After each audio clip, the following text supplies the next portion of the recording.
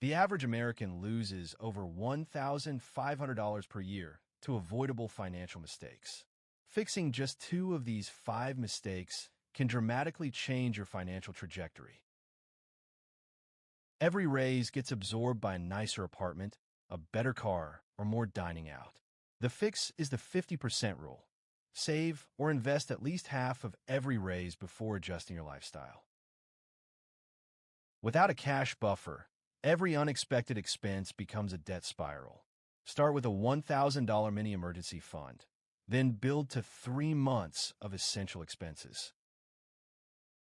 Carrying credit card debt at 22% APR while investing at 10% is mathematically losing. Pay off all debt above 7% interest before investing beyond your employer match.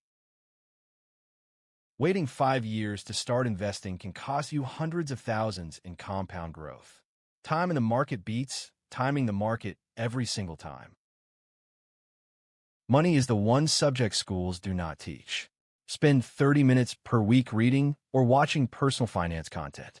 The ROI on financial literacy is infinite. Which of these mistakes have you made? Be honest in the comments. Subscribe and hit the bell for weekly money tips.